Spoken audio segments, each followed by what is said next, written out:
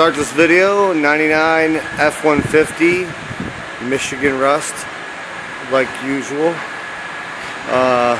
Customers had a problem with an exhaust leak, so I went ahead and checked it out. I had a hole here. Also, when I pulled it in, I smelled a slight sulfur smell indicating a bad cat.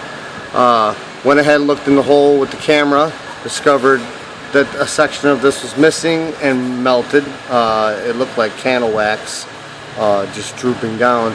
So I went ahead and assumed that the secondary one took some debris, and sure did. Went in there with the camera again from Harbor Freight, worked great.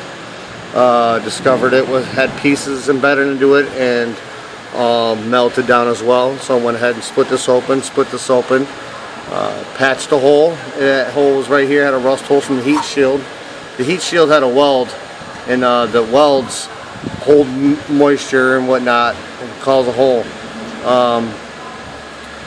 Customer went ahead and signed a waiver, didn't want to pay for new cats, old beater truck. He just wants to use it to get back and forth up north, blah blah blah blah, whatever. Problem solved. If you got the 4.2 V6 99 F150 with a slight egg smell, don't assume it's just an exhaust leak, because that's what this customer did. And that's it. Good luck.